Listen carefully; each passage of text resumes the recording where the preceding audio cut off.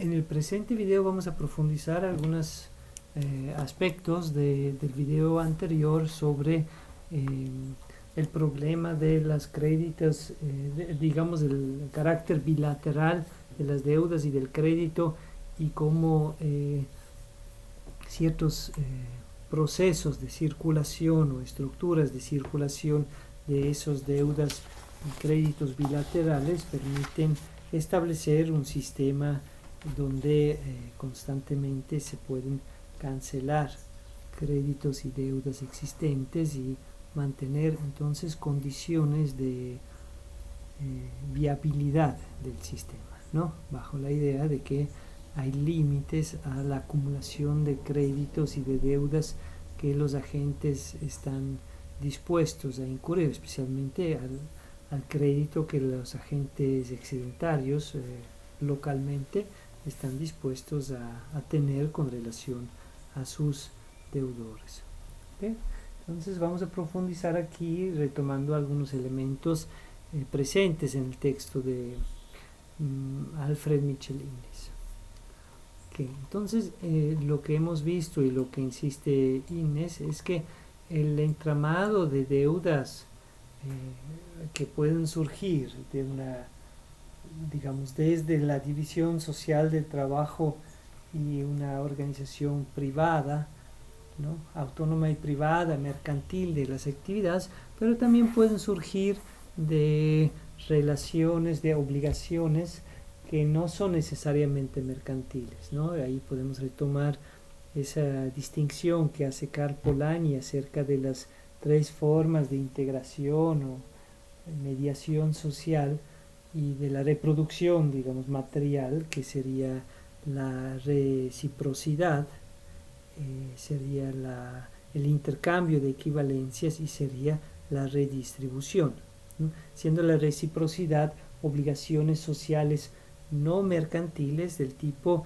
circulación de regalos, ¿no? Como los antropólogos lo han analizado, especialmente Marcel Mauss en el libro del Don, pero en muchos otros antropólogos han encontrado estructuras obligatorias, pero no obligatorias en el sentido de una deuda, digamos, como la que conocemos nosotros en el contexto mercantil, sino que uno da a otros miembros de la sociedad ciertas cosas en ciertos contextos y recibe otras cosas en otros contextos de otras personas, y eso permite una circulación, una redistribución del producto social. Y luego tenemos el intercambio equivalente, que sería la idea del mercado, y tendríamos el proceso de redistribución donde hay un centro jerárquicamente superior, un poder, por ejemplo el Estado, pero podría ser un poder religioso o podría ser otro mecanismo donde hay una apropiación de una parte del producto social por esa instancia y esa misma instancia lo redistribuye. ¿Okay? Entonces, cualquiera que sea el origen de las deudas existentes, ¿no? Cualquiera que sea el origen de las deudas existentes, pero especialmente en el sistema de, digamos, mercantil, vamos a tener esa necesidad de poder cancelar deudas con créditos existentes, porque es muy poco probable que todos los agentes tengan bilateralmente una balanza de pagos equilibradas, de forma que el crédito que yo adquiero sobre otro agente vendiéndole lo puedo usar, se puede deducir cuando yo compro al mismo agente y nos mantengamos en una franja, digamos, de líneas de créditos en las dos direcciones. Esa situación es poco probable. Vamos a tender a tener relaciones asimétricas. Por la estructura económica, tiendo a convertirme en acreedor de ciertos agentes y en deudores de otros agentes, y se necesita un mecanismo institucionalizado que permite poner en circulación esas deudas o esos créditos, de forma que yo logro, ¿no? Teniendo yo una balanza de pagos equilibrados, en el sentido en que tengo la misma cantidad de nuevos créditos como nuevas deudas, se logra cancelar, anular mutuamente esos créditos y deudas sin que necesariamente eso pase a nivel individual, bilateral, ¿no? Y lo que habíamos insistido, y Inés lo hace explícito en su texto, es que eso implica la institución, la constitución de una entidad social, ¿no? Y incluso podríamos argumentar que es en este proceso que aquella cosa que llamamos sociedad realmente nace, ¿okay? Entonces, las relaciones bilaterales son transformadas a través de cierto mecanismo de circulación de los créditos y las deudas en una relación entre el individuo y la sociedad, ¿no? Y los créditos individuales se transforman en créditos sobre la sociedad, es decir, un derecho sobre una parte del producto de la sociedad y un derecho que alguien en esa sociedad me va cancelando esa deuda que tiene la sociedad hacia mí, ¿no? Y al revés. Ok, veamos entonces, profundicemos un poco, porque esto es el núcleo duro sobre el cual todo lo demás posteriormente se va a construir. ¿Okay? No se puede comprender ni la teoría ni la política monetaria sin comprender esto que Inés llama en su texto la antigua o la primitiva ley de comercio, que se deriva de la antigua, de la primitiva ley de la deuda que él menciona. Ok, entonces, ¿cómo se puede desarrollar ese proceso, si ustedes quieren, de polarización entre el individuo y el resto de la sociedad, ¿no? O polarización entre los miembros normales de la sociedad y aquellos que se hacen encarnación de esa colectividad en términos de sus relaciones de créditos, deudas. ¿Okay? Entonces hay varias formas en que esta transformación puede darse históricamente y conceptualmente. ¿Okay? Podemos llamarles modos de existencias concretas de ese primitivo ley de comercio. ¿Okay? ¿Cómo se organiza esa cancelación? La lógica fundamental, como habíamos dicho, implica la circulación de las deudas o de los créditos, de forma que esta falta de encuentro entre créditos y deudas entre las personas correspondientes logre, sin embargo, desentrañarse. Y fíjense que ustedes tienen ahí, en cierto sentido, el problema planteado por el trueque en términos de Karl Menger, ¿no? Falta de correspondencia entre las necesidades materiales de usted y las necesidades materiales mías. Bueno, eso se cuestiona, Inés lo va a cuestionar, que esto es el fundamento del origen del dinero, pero lo que vemos es que el mismo problema de la falta de correspondencia se repite a un plano superior al plano de las deudas y obligaciones. ¿Okay? Dice, el problema del trueque no se da así porque hay crédito que se acordan, líneas de crédito que se acuerdan entre los agentes, y no hay esa necesidad inmediatamente de tener justo lo que usted necesita en este instante y lo que yo necesito en este instante y poder intercambiar. Pero las deudas y el crédito que surge de las compras y las ventas a crédito, esos nuevamente deben encontrar su contraparte correspondiente, y ese problema no se da necesariamente por esa falta de equilibrio bilateral en las transacciones, de forma que ahí sí, como solución a ese problema, Inés lo va a plantar el surgimiento, digamos, de la estructura monetaria. Okay. Entonces necesitamos un mecanismo que haga encontrar el crédito de A sobre B con el crédito de B sobre A, o el crédito de A sobre B con la deuda de A sobre B, de forma que el crédito y la deuda entre personas, y eso es importante, del mismo momento, logren cancelarse. Ok, ahora hay varios mecanismos básicos en que se pueden dar. Aquí quisiera profundizar dos. He mencionado unos ya en el video anterior.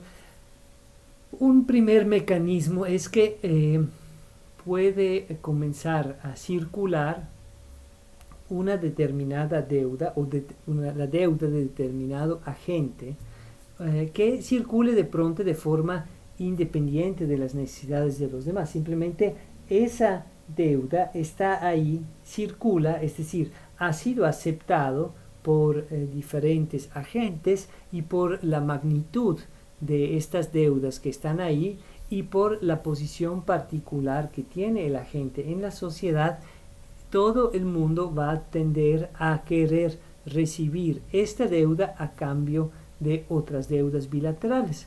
¿Okay? Típicamente eso es el Estado, ¿cierto? El Estado va a adquirir productos y los va a pagar con reconocimientos de deudas. Y si seguimos Inés, no importa si ese reconocimiento de deudas es en forma de una moneda acuñada, y él argumenta que el contenido metálico es realmente lo de menos en el problema de la acuñación y de la estabilidad del valor de las monedas, pero puede tomar la forma también de una tarja, un tali, ¿no? Esos pedazos de madera que tienen inscritos las obligaciones que están partidos entre dos, de forma que el acreedor y el deudor tienen una parte que se puede controlar. ¿Okay? Y la condición para que deudas de ciertos agentes puede comenzar a circular así deriva, en este caso, de que la mayoría o muchos agentes necesitan un crédito sobre ese mismo agente para poder liberarse de una deuda existente, ¿no? Y en el caso del Estado o otra autoridad, podría ser religiosa, esas deudas no tienen necesariamente un origen mercantil o comercial o incluso económico. Son simplemente obligaciones que pueden ser impuestos a los miembros de esa comunidad política o religiosa por el simple hecho de pertenecer a ella. Por el poder soberano puede imponer una obligación tributaria, y eso pone una parte importante de la población en la situación en la que necesitan obtener crédito sobre el soberano para poder liberarse de su deuda con el soberano, que tiene un origen, digamos, del poder soberano. Entonces, ¿cuál va a ser el mecanismo en que la existencia de esta deuda, que va a ser aceptado por todo el mundo como una deuda líquida, que es preferible tener que una deuda bilateral con cualquier agente, cuál va a ser la posibilidad en que digamos ese problema de las deudas bilaterales se resuelve? Bueno, pues básicamente se trataría entonces, cuando yo debo A debe a B, en vez de esperar a que B incurre en una deuda conmigo, yo crear la condición de que B incurre en una deuda conmigo. ¿Y cómo lo hago? Le vendo esas deudas líquidas del Estado, es decir, le pago con estas deudas, con esas monedas, con esos billetes del Estado. Pero eso no significa que, digamos, el pago sigue siendo la creación de una deuda que él tenga, mi acreedor tenga conmigo, pero el punto es que una vez que esas deudas comiencen a circular y son líquidas y son buscados por las obligaciones de impuestos, bueno, básicamente puede haber siempre una cancelación de deudas bilaterales mediante la circulación de estas deudas. ¿Okay?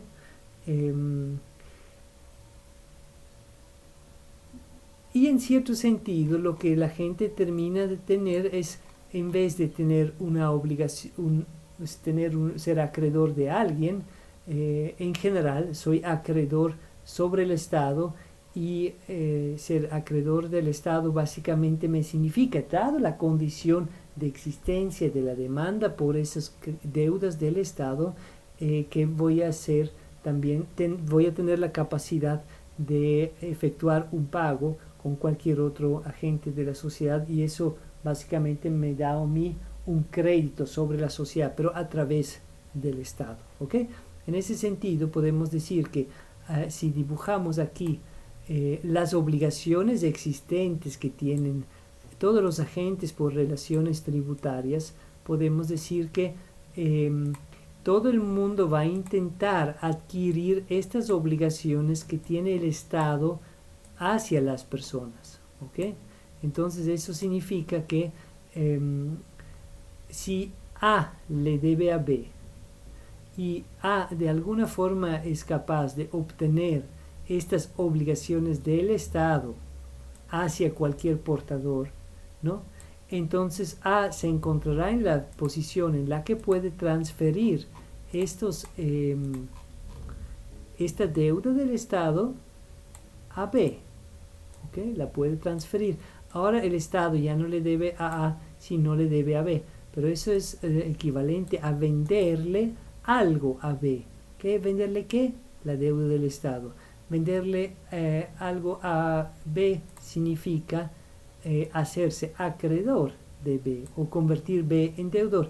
Dado que ha existido esta deuda inicial de A hacia B, bueno, nos estamos poniendo en una situación en la que B y A, digamos, tienen su relación mutua cancelada y eventualmente podemos decir que la relación ahora es indirecta. En vez de que A deba a B, A ahora está debiendo como antes al Estado y el Estado está debiendo a B.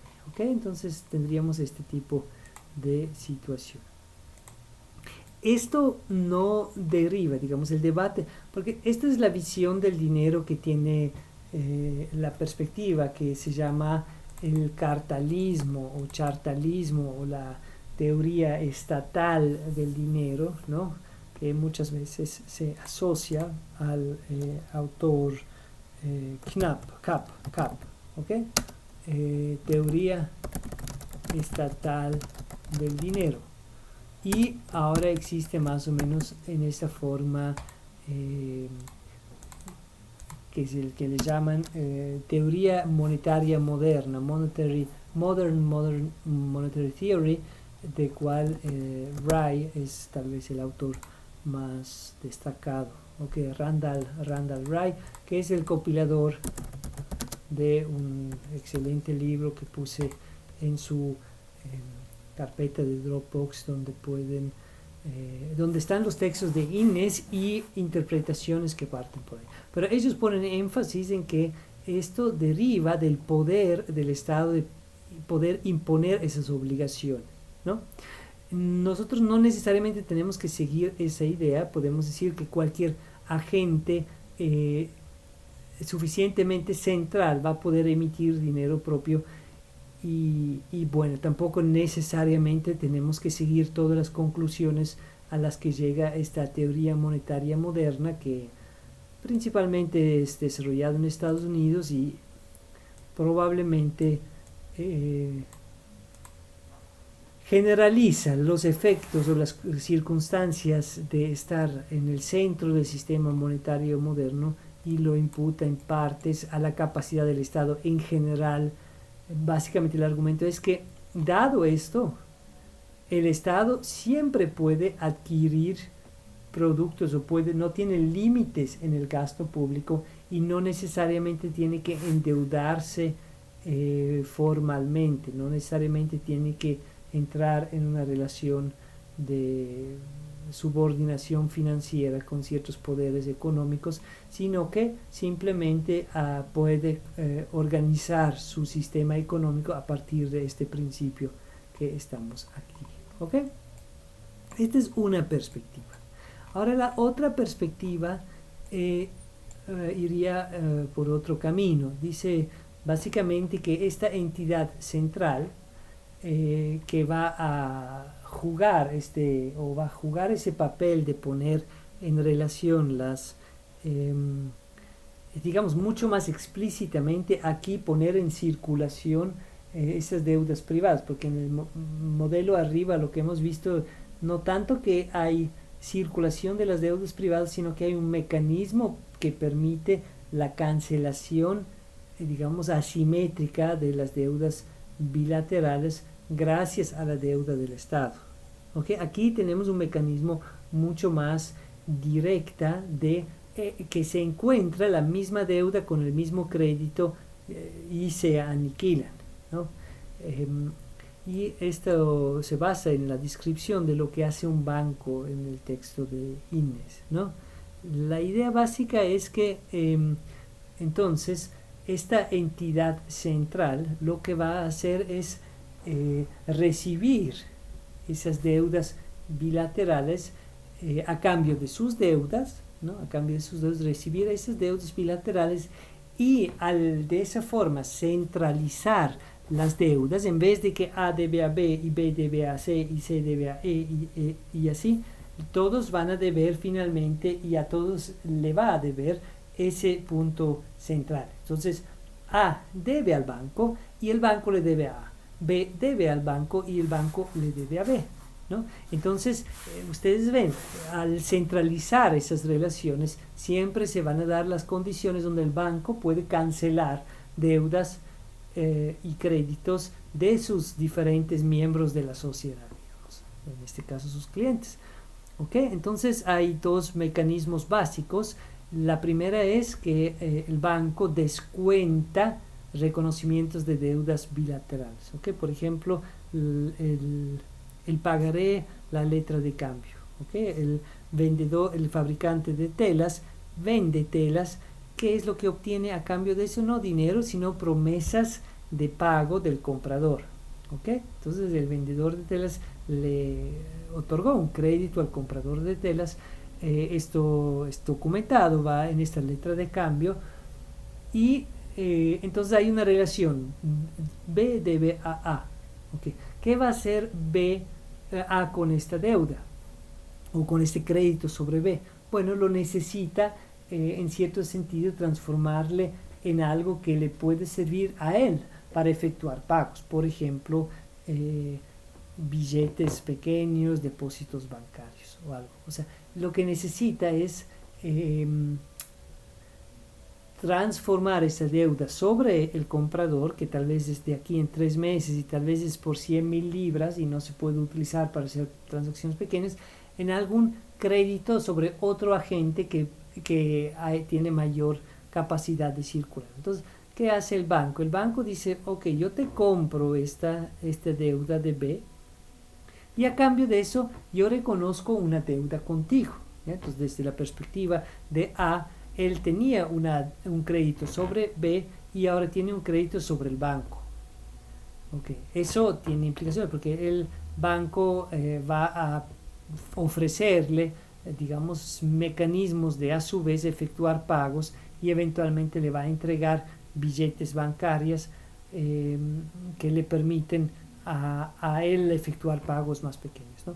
Posteriormente eso se va a combinar con un sistema de banco central y con notas de banco central, pero eso lo ponemos entre paréntesis hasta la siguiente clase. Entonces, entonces la situación es que el fabricante de telas ahora tiene un crédito sobre el banco y el banco tiene un crédito sobre el comprador de telas. ¿Okay? Entonces esa relación directa de A a B ahora se volvió indirecta y pasa por el banco. ¿Okay? Ahora, cuando a lo mejor el comprador, el fabricante de telas a su vez utilizó, pagó su carga de algodón o de hilo con un pagaré a su vez, que a su vez fue descontado por el banco. Entonces el banco termina teniendo también un crédito sobre el fabricante de telas, pero a la vez le debe al fabricante de telas. ¿Okay? Entonces, en la medida en que el banco va centralizando esas deudas, haciendo o practicando el descuento de esos papeles comerciales, de esas letras de cambio, va a crearse la situación donde se encuentran créditos y deudas entre los agentes económicos y el banco, ¿ya? En esta forma como un pagaré, pero por una letra de cambio, por un lado, que es el registro del crédito que tiene el banco sobre sus clientes, y en la forma de depósitos o billetes bancarios, que son registros de crédito que tienen sus clientes sobre el banco. Entonces ahí se crea la condición que estos mutuamente se van cancelando, ¿ok? Hay otra variante, el banco otorga un préstamo, entonces va registrando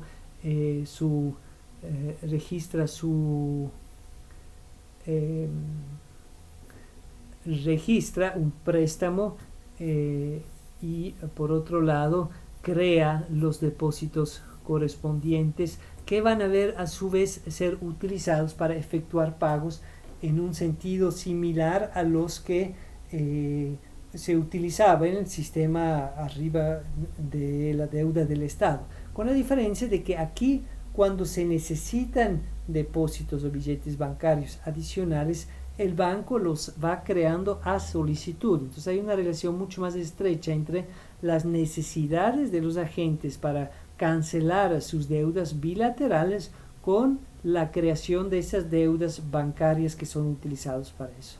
¿Okay? Mientras que en el modelo de arriba, la cantidad de medios de pago, es decir, de deudas, de reconocimientos de deudas del Estado que están en circulación, depende de elementos que tienen más que ver con la fiscalidad, con el gasto y los impuestos y sus ritmos que con las necesidades de medios de pago por parte de los agentes. Ok, pero eso nos permite contrastar. Si alguien necesita obtener un préstamo en el modelo de arriba, alguien debe haber acumulado con anterioridad esas promesas de pago del Estado para que se va otorgando un préstamo.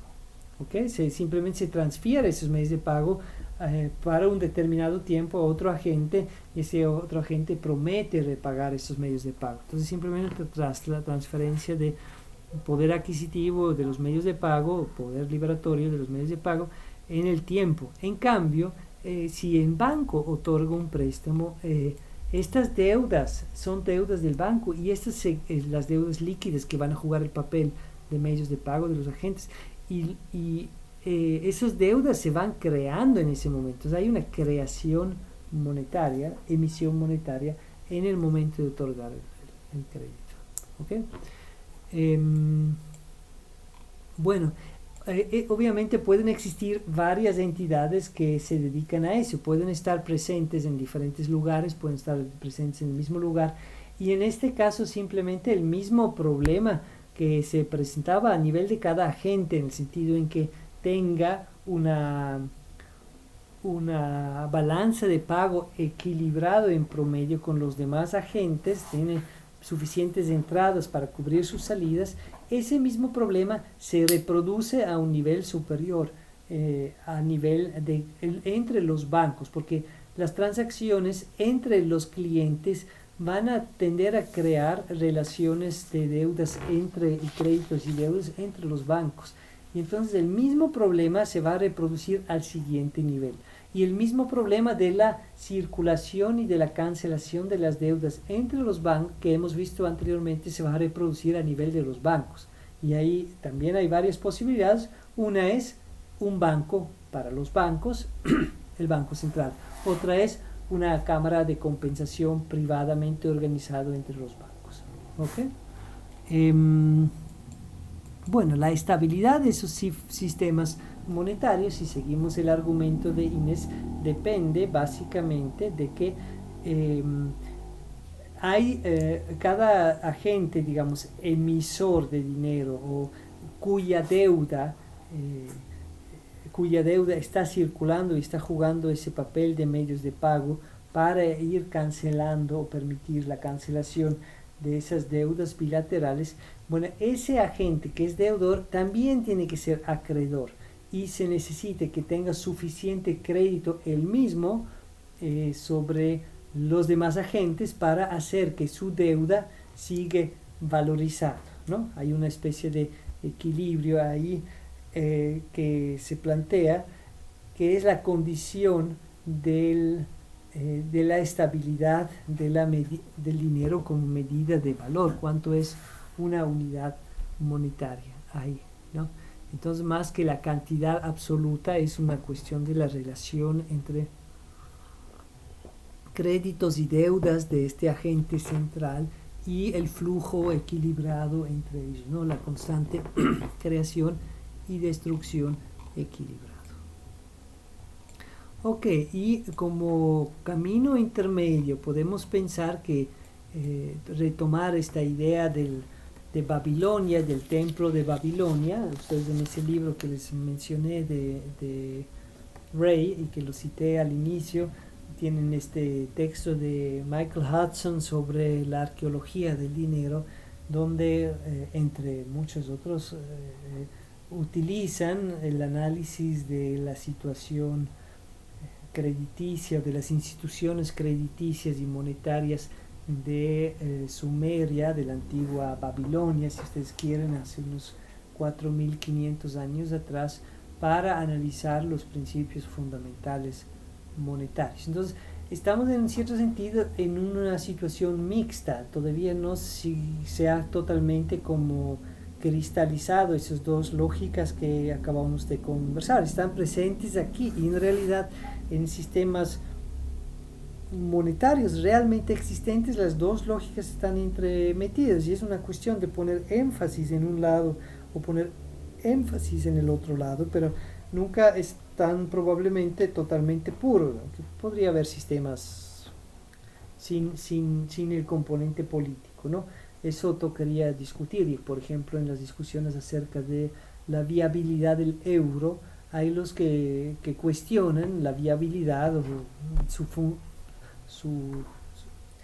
la adecuación de su diseño a las necesidades de las economías, porque el euro, digamos, por su construcción está digamos, el componente político está ausente, el componente político sigue manteniéndose a nivel de los estados miembros de la zona euro, mientras que los procesos monetarios se organizan a nivel de la zona euro. Entonces no hay forma como de, por ejemplo, poner en coherencia la situación de los agentes económicos con la de los estados. Bueno, eso es un tema que se podría discutir. En todo caso, aquí la idea en el sistema de templo es que el templo es una entidad fundamental en estos pueblos o ciudades, pequeñas ciudades, pero la época, las primeras ciudades, comunidades con una integración religiosa importante. Entonces hay una especie de colectivo que vive ahí, eventualmente en conflicto con otros colectivos que viven en otro lado, y hay una necesidad de coordinar sus actividades y mantener una coherencia en las actividades. Entonces el templo juega un papel, en cierto sentido, como centraliza una parte de la producción. ¿Okay? Entonces, ¿qué va a hacer el templo? Va a adquirir una parte de los productos sociales y va a utilizar esos productos sociales para varias cosas, entre otros para lanzar proyectos de infraestructura social, como construir los muros, pero como construir también los sistemas de irrigación y mantenerles, pero también emprender proyectos de comercio a larga distancia para obtener aquellos insumos, especialmente de metales y también maderas y otros productos que no se pueden obtener en esos llanos aluviales, ¿no? Entre el Éufrates y el Tigris, ahí donde ahora es Irak, básicamente, ¿no? Ahí ustedes ven la tragedia de todas esas invasiones estadounidenses que bombardearon sin piedad una de las cunas de la humanidad, ¿no? Como si su poca y corta existencia política y social le hubiera creado el resentimiento para destruir lugares que tienen unos 7000 años de población, de ocupación continua, ¿no? Bueno, en todo caso, lo que vemos ahí entonces es que el templo, a la hora de recibir partes o comprar productos sociales, los va simplemente a reconocer una deuda con el que entrega sus cosechas, sus peces secas o cualquier producto, y ese reconocimiento de deuda puede estar escrito en una tableta de arcilla o puede simplemente estar escrito en un libro de contabilidad en el templo, y puede a su vez ser usados esta deuda, ese reconocimiento de deuda del templo, para saldar deudas con el templo. ¿Ya? Esas deudas pueden ser de diferentes orígenes. Puede ser que yo haya retirado algunos productos, por ejemplo granos, del mismo templo, ¿no? Adquirido semillas, por ejemplo, en el templo, y por ser comprador me he endeudado con el templo, pero pueden ser deudas también de un carácter más religioso, política, como tributos, diezmos y ofrendas. Bueno, y la situación aquí es que estos mismos reconocimientos de deudas, siendo este templo jugando ese papel tan central, y considerando que la mayoría de la población tarde o temprano, de forma directa o de forma indirecta, tendrá necesidades de tener un crédito sobre el templo, esa deuda puede circular. ¿Ok? Entonces, así como podía circular la deuda del Estado entre los agentes para ir saldando sus deudas en su curso, aquí también puede funcionar eso. ¿Ok? Entonces, a partir de ahí quisiera que reflexionen los siguientes ejercicios. ¿Ok? En el caso 1, registren aquí en las hojas de balance del Estado, del ciudadano 1 y del ciudadano 2, que registren el ciudadano 1 y el ciudadano 2, que registren la siguiente transacción. ¿Cómo se registraría el pago de una deuda del ciudadano 1 al ciudadano 2 con reconocimiento de deuda del Estado que obtuvo ese ciudadano 1, por ejemplo, por efectuar el servicio militar? ¿Okay? El ciudadano 1 tiene una deuda preexistente con el ciudadano 2, y la va a saldar con esa deuda del Estado. ¿Cómo lo registraríamos aquí? ¿Okay? También pueden reflexionar aquí cómo se organizaría un préstamo. Pongamos, el ciudadano 2 estaría prestando este dinero resultante a otra persona. ¿Okay?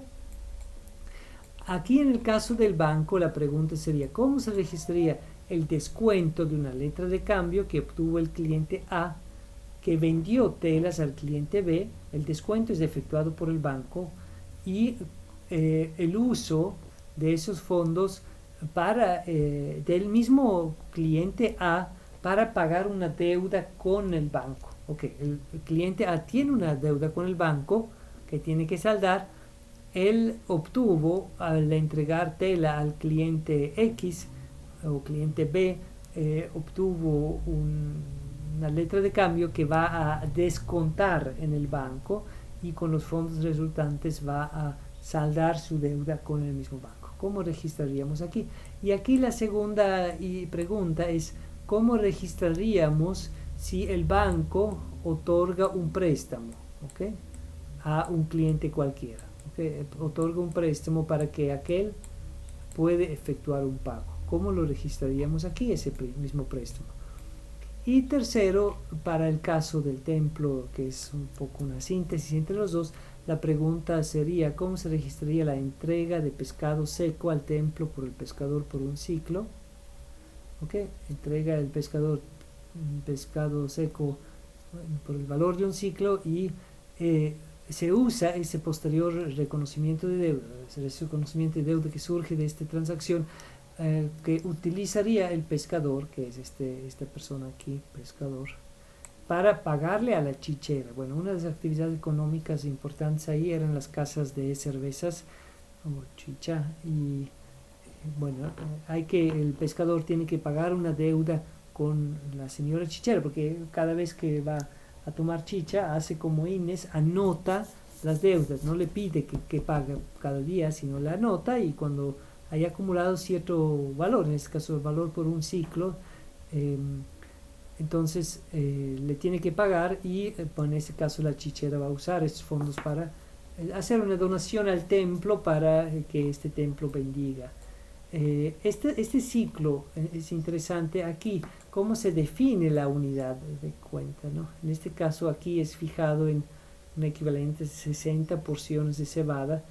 60 porciones son 2 comidas por día por un mes, que sería entonces el valor que significa mantener un trabajador durante un mes, que eso corresponde a un ciclo que también está definido en una determinada cantidad de dinero. Okay.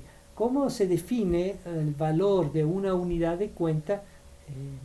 Eso va a ser un problema, especialmente porque nos va a interesar de qué depende la estabilidad o no de este valor. Por el momento aquí hay una forma de hacerlo, es establecerle como fijarle a la cantidad de trabajo que representan o que puede uno poner en marcha con lo que vale esta cantidad, ¿no? Y en la medida en que el templo compra y vende cebada a esta tasa de cambio que él ofrece, bueno, va a poder establecer ese precio.